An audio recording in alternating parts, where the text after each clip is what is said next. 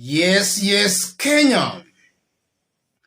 Tamu sana, yes. For about 2 days now, Kenya Kwanza have been propagating some lies that Ali Hassan Joho has resigned from ODM.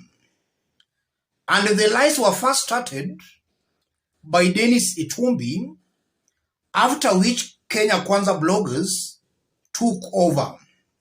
And they have really been celebrating as a result of that and taking advantage of the political naivety of Kenya Kwanza supporters into believing that Joho has indeed resigned from ODM. The truth of the matter is that Joho's resignation from ODM, whether he resigns or not, that is not important. What is important, what has William Ruto's government done in the 100 days they have been in power? And I'm talking about the 100 days because the propaganda of Joho's resignation was planned to coincide with William Ruto's 100 days in office. The aim of that was to divert attention. In this video, I want us to dig deep into that story for Kenyans to know exactly what is happening here and why Kenyans should not be celebrating Joho's resignation from ODM because it's not adding any value to Kenyans. Before digging deep into that analysis, if you are watching us for the very first time, subscribe, give this video a like. Yes. William Ruto is marking his 100 days in power. And already the scorecard is a poor score. The country is worse off than it was just some few months ago. So it's a fact William Ruto's government has not delivered.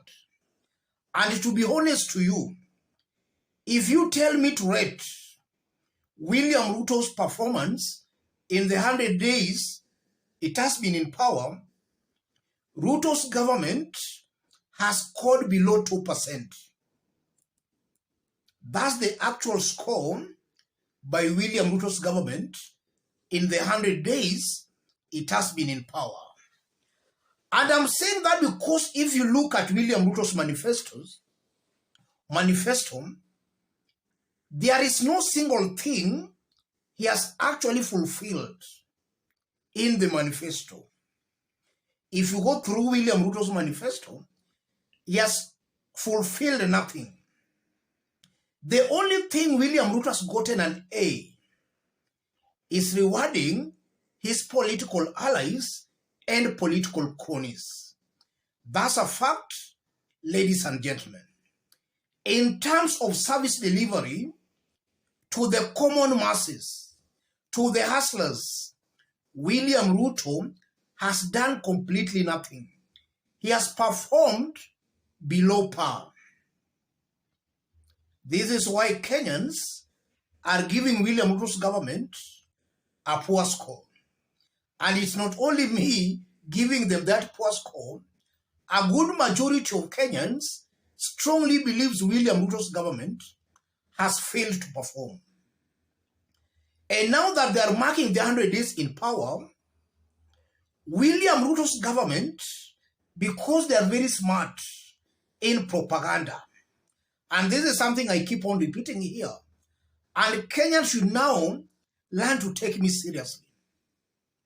Even before the elections, William Ruto's government, or rather William Ruto's team, was very smart and even beating the Azimio brigade in terms of propaganda. Lies that are being fabricated to appear as the truth. Now that they're in government I'm seeing William Ruto's team still ranking very high in terms of propaganda. The 100 days were coming to an end.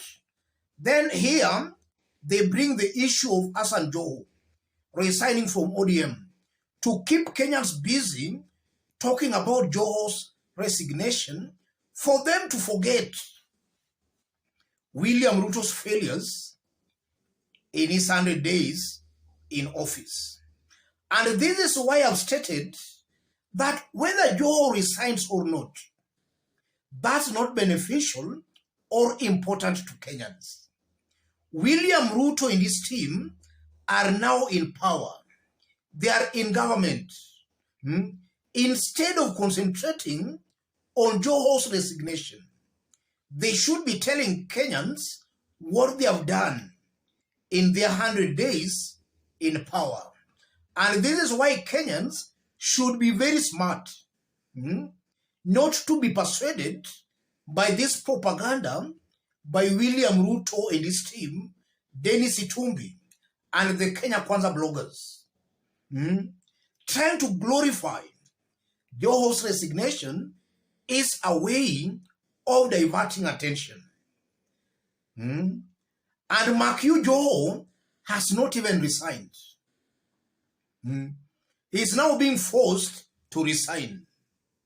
Propaganda politics. So, ladies and gentlemen, even before I conclude, Kenyans must now wake up and demand for William Ruto's government to deliver. Kenyans should not be drawn to some politics that will not help them.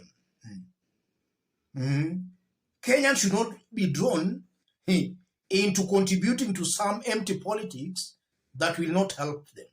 Kenyans should put William Ruto's government on the radar, in check, for the government to deliver. And just as I've been saying, any person, I know each and every person has got his or her right to any political affiliation. But honestly, a patriotic Kenyan at this moment, or rather in this point of time, a patriotic Kenyan should not be praising William Ruto's government at this moment. January is coming. Already school fees, the government has shown some intentions of increasing school fees. January is coming. Parents do not have money. Some people are still worshipping and glorifying a government that is clearly not performing. We have been seeing Rigathi Gachagua, instead of unifying the country, he is talking of his Kikuyu community. That the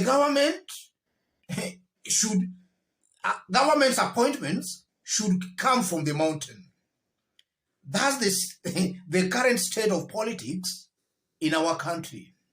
Yet some Kenyans are worshipping and glorifying that kind of a government that has clearly lost direction.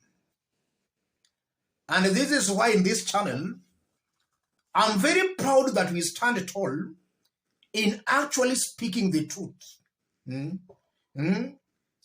Talking the truth as it is, without any fear or favor. Yes. Here, we talk the actual truth as it is, without sugarcoating it to appear to be better. The situation Kenya is in ICU. And the earlier Kenyans realize this, the better. Let's meet in our next analysis. But before we do that, if you are watching us but you have not yet subscribed, subscribe, give this video a like.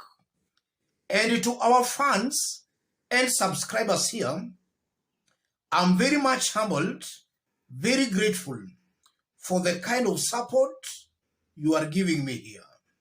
God bless you, God bless Kenya. To any other person who wants to support our channel here. As usual, you've been asking for my number. And this is why sometimes I'm forced to remind you that I've pinned my number on the comment section. Feel free to contact me through the number, or feel free to channel any support you want to channel to the number. And to all those watching us outside Kenya, drop a comment, let us know from which part of the globe you are watching us from. If possible, again, subscribe, give this video a like. Yes. Let's meet in our next analysis. Thank you.